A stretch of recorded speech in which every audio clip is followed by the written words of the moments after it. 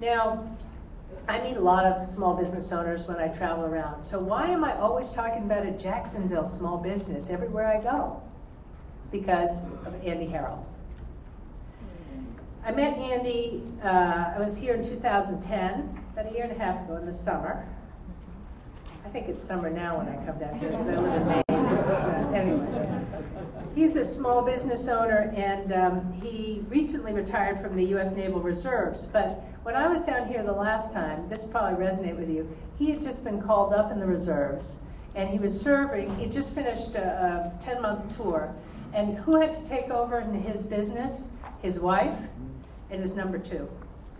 And his number two said, "We are so glad to have him back." He said, "I'm the inside guy." He said, "Andy's the outside guy, and I've been having to go out and make all these sales pitches." He said, "That's not what I do." So they were glad to have him back. But you know, it just gives you the sense that here's somebody out there serving our country, and what happens to small business? Everybody else has to step up, right, and keep it going. There's a lot of that that's happening all around. But anyway, Andy was a Navy helicopter pilot, and then he worked for a company that did helicopter training for the Department of Defense. And then in 2003, he got that feeling, that entrepreneurial feeling, and he stepped out and he started his own business, got an SBA loan in 2005, and got his first government contract.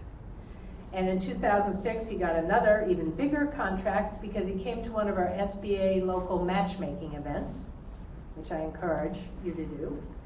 And then he entered our AA Business Development Program, which is one of those programs I described that help you grow your business. He hired 24 more staff.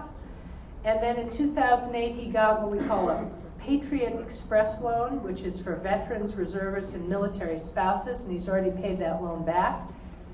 We do a lot of things for veterans. If we've got veterans here in the room, and I know you got a lot of bases near here, we have a lot of loan guarantee programs, counseling operations, entrepreneurial training, really geared to veterans. A big commitment that we're making. You'll see us double down on that for this next year for the returning veterans as well.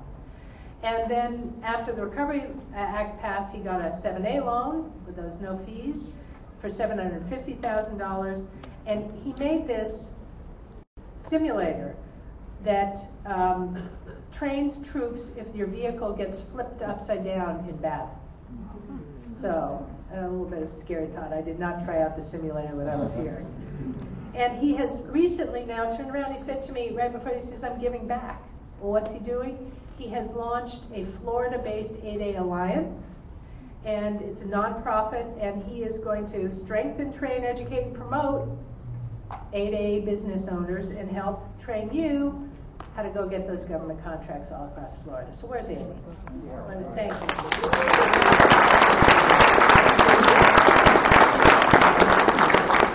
I will tell you, he's now got employees in 12 states, $10 million, and he was ranked 36 on the Inc. 500 list of fastest growing companies.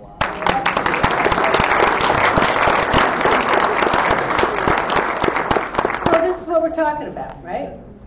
This is how the federal government, the private sector get together, public-private partnerships, just the way you've shown us in this community. And we're working together to give entrepreneurs the tools that they need so they can do, as I said earlier, what you guys do best, which is grow and create the jobs. Government doesn't create the jobs. Small business creates the jobs. So I could talk about a lot more stories, but I think I'm just going to mention one quote. You know, President Obama is my boss, and I like it when he talks about entrepreneurs. So right after Steve Jobs died, we were doing this, we went to Pittsburgh, and Air Force One. No, it's go to Pittsburgh, and he was talking to a whole set of small business owners and other entrepreneurs and some big business people too that we've gotten a public-private partnership to help their suppliers. And he said this, he said, "The story of America's success is written by America's entrepreneurs. It's the men and women who took a chance on a dream, like we heard about Firehouse Subs, turned that dream into a business, and somehow changed the world. You know, I look out, I know, I see lots and lots of you out there doing just that. And it's the reason that our country is great. Our entrepreneurs are America's greatest asset.